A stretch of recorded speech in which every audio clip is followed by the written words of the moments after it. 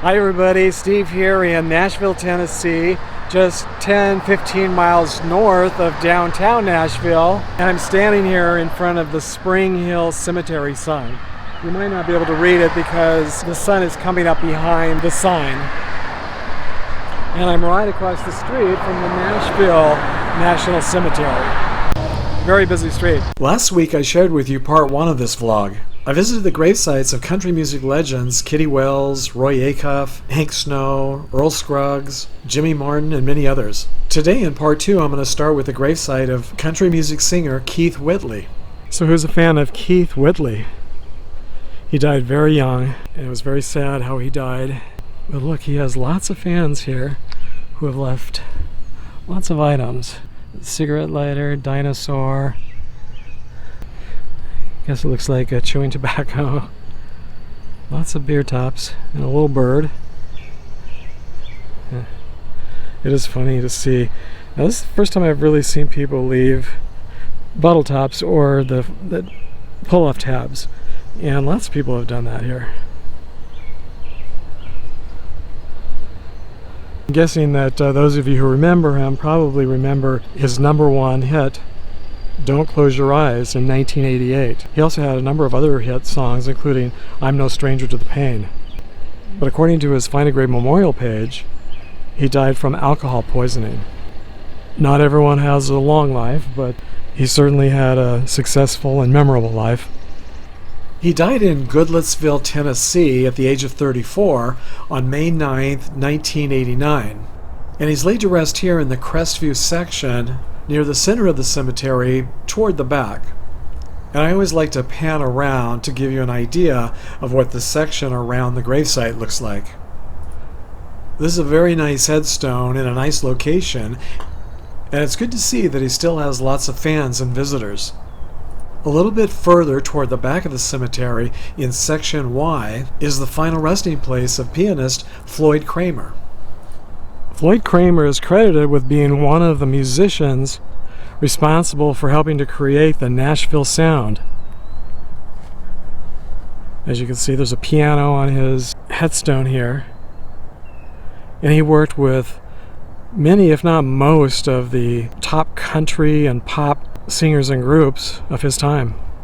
Patsy Cline, the Everly Brothers, Elvis Presley, Roy Orbison, Perry Como, Chet Atkins, and so many others. This cemetery is just so large. This is back toward the back of the cemetery, but it's pretty easy to find if you have the Find a Grave GPS, which is accurate. So thank you, Find a Grave, once again, for helping me find many of the grave sites that I visit. Cramer died from cancer here in Nashville at age 64 on December 31st, 1997. I hadn't realized until now that he died on New Year's Eve, like so many other famous people that I've visited in my annual New Year's Eve vlogs.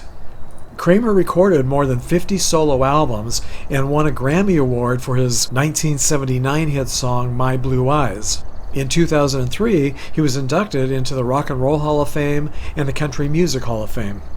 I'm really curious to know how many of you remember Floyd Cramer.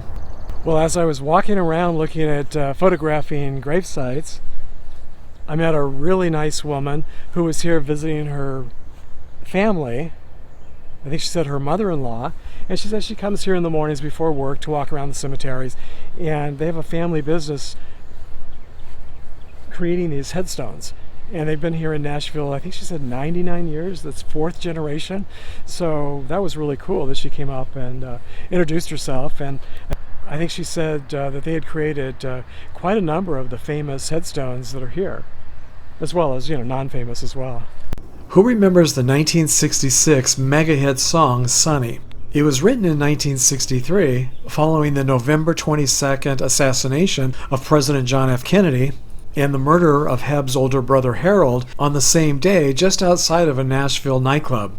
Not only was it a hugely popular song at the time when Hebb recorded it, but over the years it's also become one of the most covered songs by other artists. And BMI ranks it as one of the top 100 songs of the century. And where I lived in Los Angeles, they played it on the radio.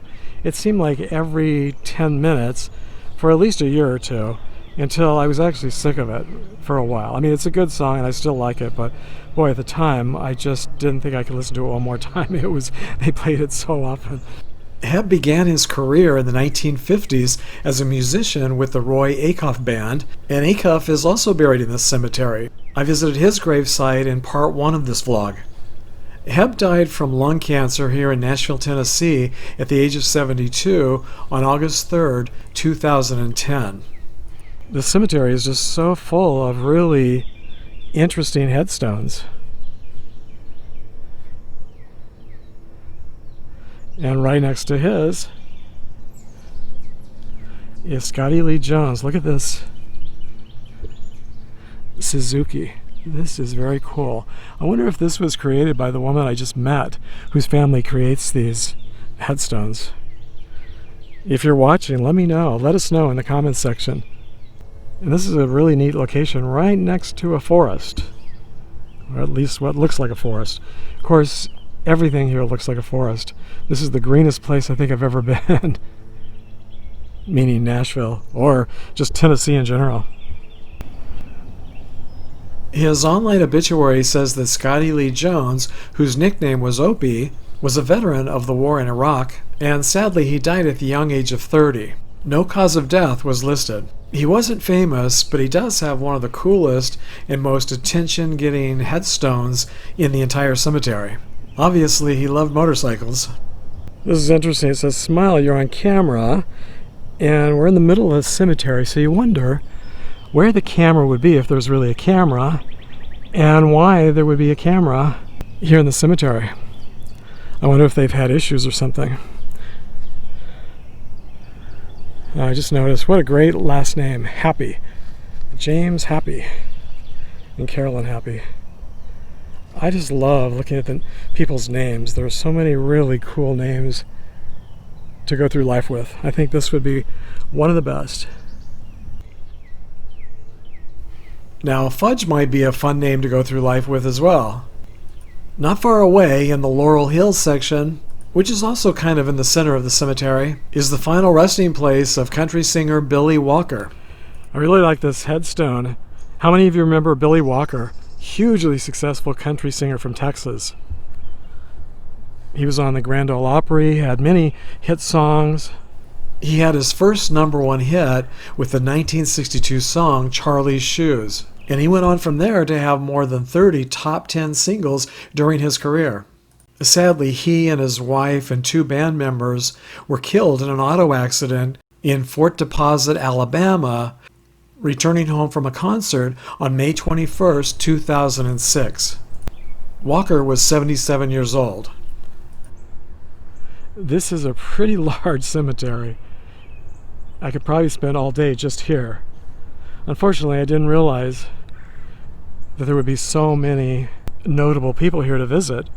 I was just stopping to see Roy Acuff on my way out of town, but now I'm going to end up spending half of the day here, it looks like. Well, this is definitely the first time I've seen a gas pump on someone's headstone, but I like it. I assume he owned a gas station, probably.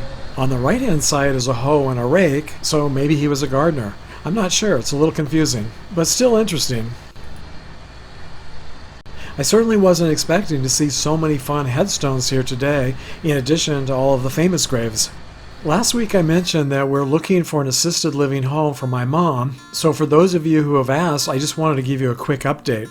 After calling and speaking with dozens and dozens of places in California and Arizona, we've narrowed it down to a couple of options, but they all require that she have a COVID test first and a physician evaluation report, and both of those require doctor appointments and visits. And because she lives in such a remote area, that often takes weeks to months to do. There are lots of mobile doctors in both states, but none of them that I called would come to Quartzsite, Arizona. And don't get me started on trying to find someone to take her stitches out. I really had no idea that it would be this difficult and time-consuming to move someone into assisted living. It may be a while, but I'll keep you posted on our progress. This week, I'd like to thank my latest Patreon supporters, R.S. Andrews and Jessica Green. Thank you both so much for your extra generous contributions. I also want to thank all of you who have subscribed to my channel and helped it grow in that way as well. Until our next trip down memory lane together, happy travels, everyone.